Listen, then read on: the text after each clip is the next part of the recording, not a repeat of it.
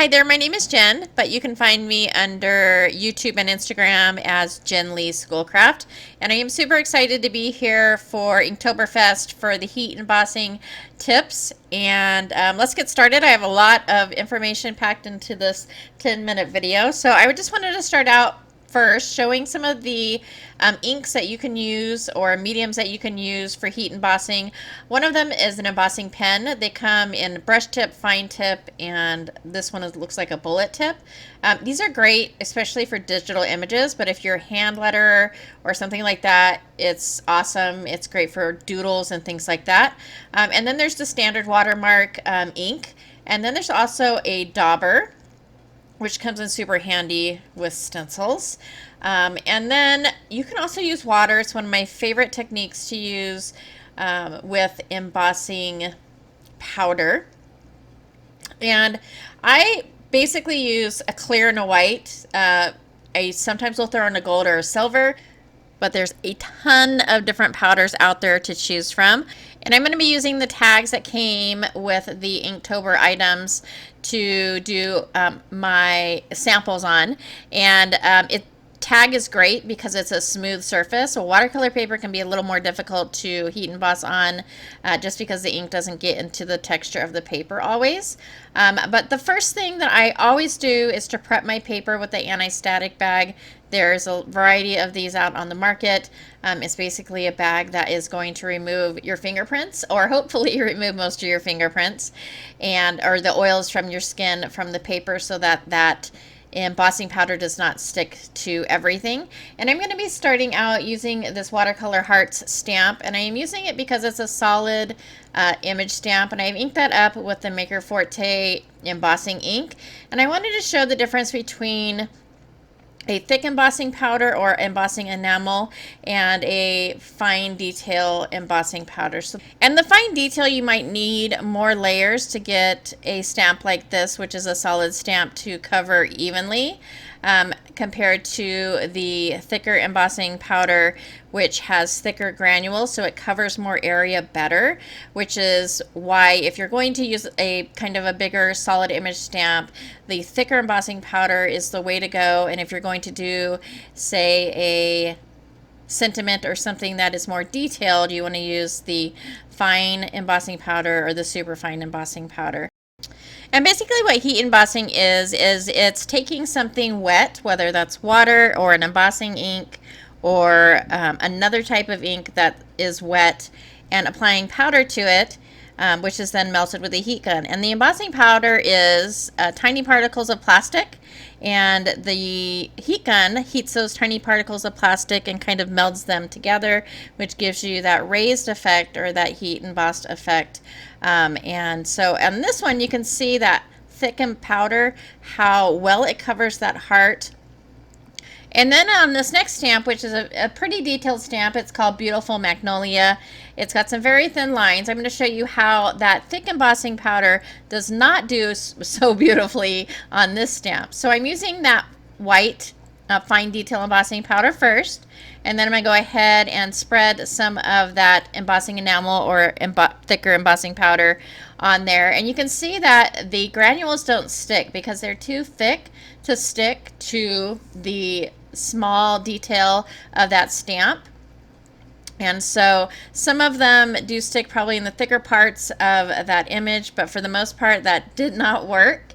So if you have particles that aren't sticking to your whatever you're trying to emboss, it might be the embossing powder is too thick. And so the next item I'm going to use to emboss is the pen. This is fantastic for digital images. It's fantastic for handwriting, little doodles, or just adding a small little detail to a small area of an image.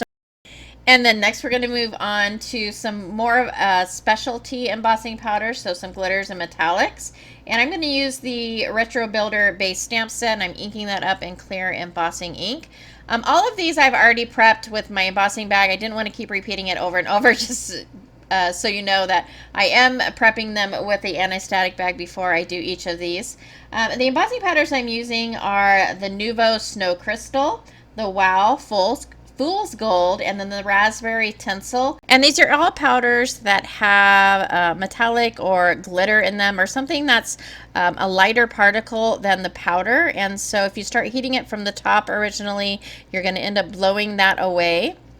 So what you want to do is start by heating the back first, and usually I will heat the entire thing from the back and then just go over the front like 1 or 2 times. And you can see I hold my heat gun fairly close to my project, whatever I'm heating. This is a very old shop heat tool, and it doesn't heat as well. But one way you can tell if you're holding your tool too close to your paper is if it starts to get brown. That means it's starting to burn, then you're too close. And next I'm using one of the stencils from the Inktober package, and I've used both the dauber and the embossing ink pad to go ahead and apply that ink through the stencil. And then I'm just going to add a little bit of clear embossing powder, which is basically going to take on the color that's underneath it, which is the manila tag, and so it's going to kind of darken up and bring out that color of the manila tag.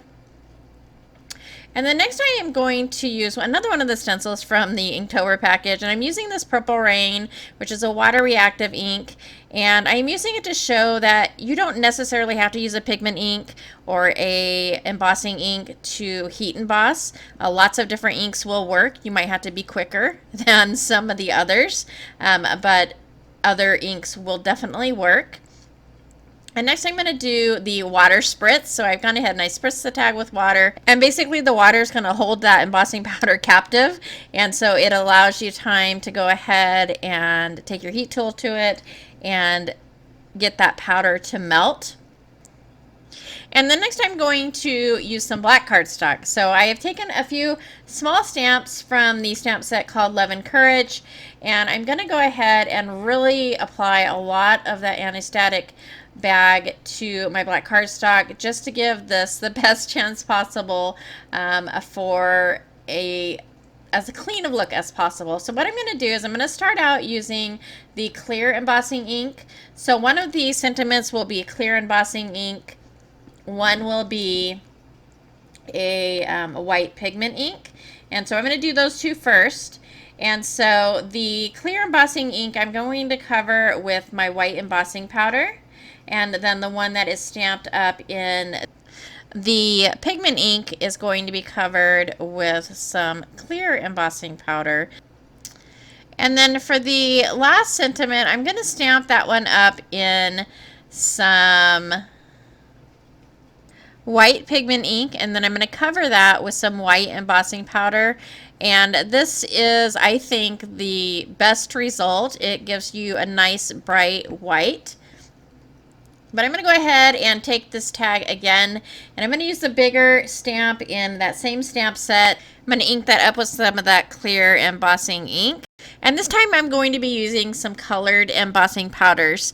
And colored embossing powders on black just look so absolutely beautiful.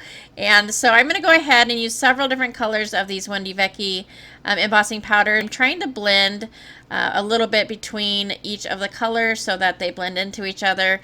But colored embossing powder, there is a place for it, and it is beautiful on black cardstock. And the last two things I want to talk about are acetate and vellum. There is so much more information on heat embossing, so much you can do that can't be covered in a short video, but I wanted to cover some of the basics. So I'm going to go ahead and use a stencil. I applied a pigment ink through it, and I am covering this with some clear embossing powder. And this is a heat resistant acetate, which is what you're going to need, but it will still melt. So I want to make sure that I heat my tool up before I take it to the acetate. And I also want to heat a little bit and then take my heat tool away, and then heat a little bit and then take my heat tool away, because it will melt and warp if you leave it just sitting on the acetate. And it's kind of the same with the vellum. The vellum doesn't melt as readily, but it will kind of crunch up, I guess you could say. And so for this one, I'm just going to take this die cut that says hello, and I added a little bit of ink from the ink pad, and I added some gold embossing powder, and I am just holding my little tweezer tool because it is small and I didn't want my fingers to get burned. And I went ahead and did the same. I heated it up a little bit and then took the heat tool away. And this is my finished tag. I absolutely love this idea that Alexandra came up with. I think this is a perfect visual reference. And if you're using the clip to add all of your tags for every day of Inktoberfest, it's a perfect visual reference to kind of refer back to. I just went ahead and wrote down little notes on my tag where I did different techniques so that I can refer back to that. But I really enjoyed this, and I hope you did too. I will see you back a couple more times this month.